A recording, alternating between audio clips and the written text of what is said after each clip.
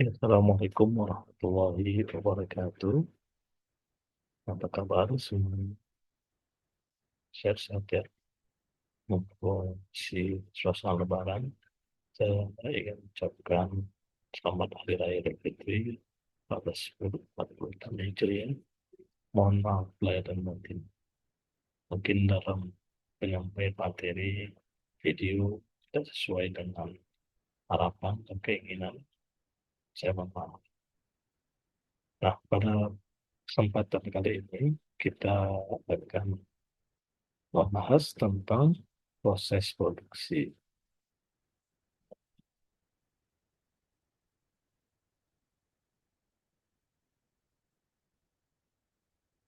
Oke ya, kita bahas tentang proses produksi. Apa itu proses produksi? Proses produksi itu adalah bagaimana eh, perusahaan ya, menggunakan faktor-faktor produksi untuk supaya membuat produk, pengembangan produk, produksi produk hingga distribusi ke konsumen. Jadi siklusnya dia pertama buat ide dulu, kemudian baru nanti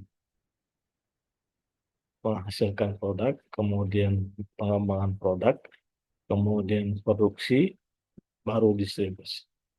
Itu menurut V. Gaspers. Jadi apa kesimpulannya? Kesimpulan bahwasanya proses produksi itu kegiatan untuk menciptakan atau menambah kegunaan suatu barang atau jasa dengan menggunakan faktor-faktor produksi, ya, tenaga kerja, mesin, bahan baku, dan dana, agar lebih bermanfaat untuk kebutuhan manusia. Nah, apa tujuan produksi? Tujuan produksi itu meningkatkan keuntungan. Untuk siapa? Untuk perusahaan. Kemudian juga selain meningkatkan keuntungan, menjaga kesinambungan perusahaan. Jadi kalau perusahaannya tidak melakukan produksi, berarti samalah dia penutup perusahaan itu sendiri. Nah, bagi konsumen ada juga keuntungannya, yaitu untuk menyediakan berbagai benda pemuas kebutuhan. Jadi untuk konsumen, walaupun bagi perusahaan itu mendapat keuntungan, bagi konsumen itu untuk supaya mendapatkan kepuasan dari barang yang diproduksi. Kemudian jenis produksi. Dari segi wujud proses produksi ada namanya produksi kimiawi. Produksi kimiawi itu melibatkan atau menitik beratkan kepada adanya analisa sintesa dan juga senyawa kimia.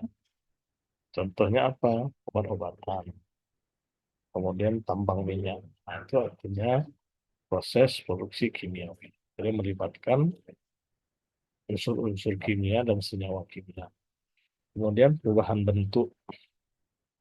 Terus perubahan bentuk adalah di mana input yang dimasukkan akan menjadi sebuah output atau keluaran.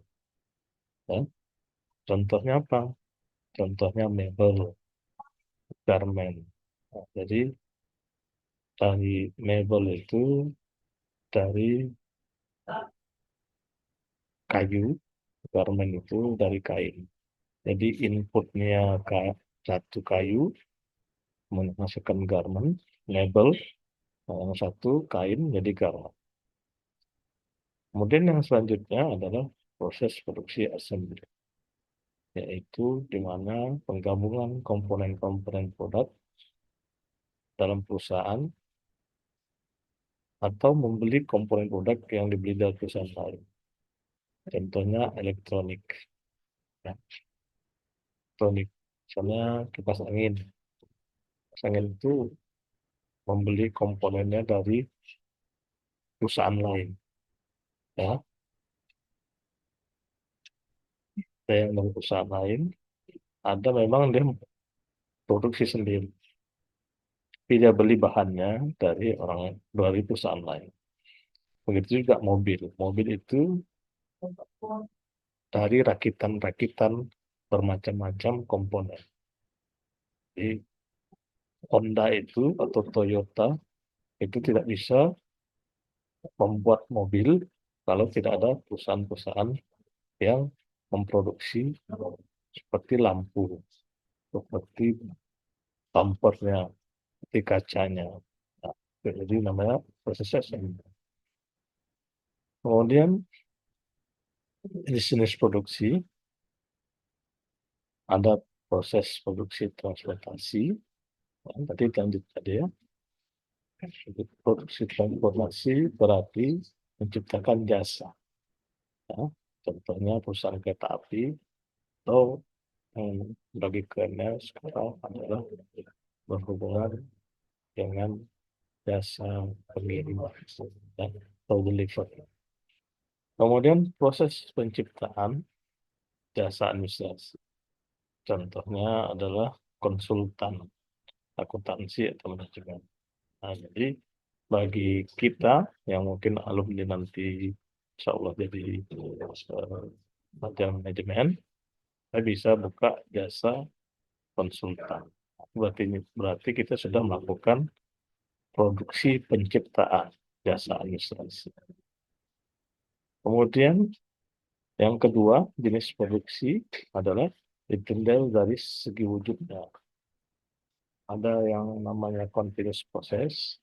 Continuous process itu artinya pola atau urutan yang selalu sama dalam pelaksanaan proses produksi di dalam perusahaan. Jadi perusahaan itu melakukan skala produksi secara besar-besaran dan polanya urutannya sama, tidak berubah-berubah. Ya, misalnya untuk eh, produsen gelas atau industri gelas ya, sama prosesnya seperti itu, tidak ada yang berubah. Itu namanya continuous process. Ada namanya, sebelum kita lanjut yang kedua, ciri-cirinya apa? Produksinya jumlah besar, variasi produk sangat kecil, menggunakan produk layout, kemudian mesin bersifat khusus, operator tidak mempunyai keahlian yang tinggi, salah satu mesin rusak atau terhenti seluruh proses produksi terhenti. Tenaga kerja sedikit, nanti full mesin, persediaan bahan mentah dan bahan dalam proses kecil. Jadi gelas itu bahannya kecil, ya. Kemudian produksi terus-menerus ini apa kebaikannya? Kebaikannya biaya per unit rendah. Kemudian pemborosan dapat diperkecil. Kemudian biaya tenaga kerja rendah. Kemudian biaya pemindahan bahan pabrik rendah. Kekurangannya, kesulitan dalam perubahan produk proses produksi mudah terhenti, dan sembilan satu terdapat kesulitan menghadapi perubahan tingkat produksi. Kemudian proses produksi terputus-putus. Biasanya ini berhubungan dengan industri yang di mana memiliki ada kimia, proses kimia. Contohnya apa? Sepatu, farmasi, tinta, cat, dan perekat. Ciri-cirinya, produksi dan jumlah kecil, operator mempunyai keahlian tinggi, menimbulkan pengawasan yang lebih sukar, persediaan bahan mentah tinggi, membutuhkan tempat yang besar. Itu ciri-ciri proses produksi putus-putus. Nah, bentuk yang terakhir dan jenis proses produksi namanya campuran, yaitu penggabungan proses produksi terus-menerus dan terputus-putus. Nah, jenis produksi ini dibagi lagi, ada namanya utama dan bukan utama. Utama itu apa?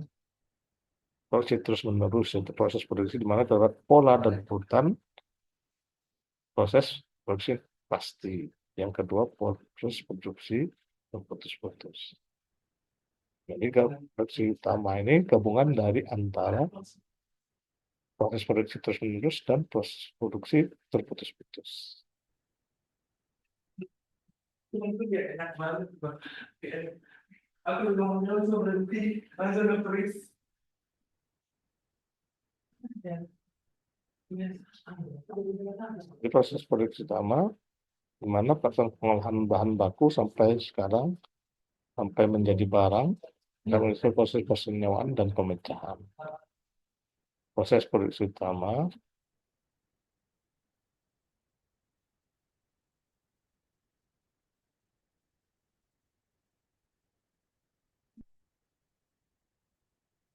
juga prosesnya adalah produksi industri berat. Kemudian proses produksi bukan utama. Proses produksi bukan utama adalah penelitian, model, prototype, percobaan, demonstrasi. Selanjutnya, faktor produksi itu ada 4, yaitu faktor produksi alam, faktor produksi tenaga kerja, faktor produksi modal, faktor produksi keahlian. Faktor produksi alam itu bisa kita dapatkan dari sumber daya alam di Indonesia seperti air, udara, kemudian minyak bumi dan sebagainya. Kemudian tenaga kerja. Tenaga kerja berarti skill, tenaga kerja yang ahli dan tidak ahli. Yang kemudian produksi modal, berarti mesin-mesin dan sebagainya. Produksi keahlian berarti tenaga ahli dari setiap sumber daya manusia. Ini saja yang bisa saya sampaikan untuk hari ini. Jadi supaya di link untuk tanya jawab dan juga kita diskusi. Saya akhiri. Assalamualaikum warahmatullahi wabarakatuh.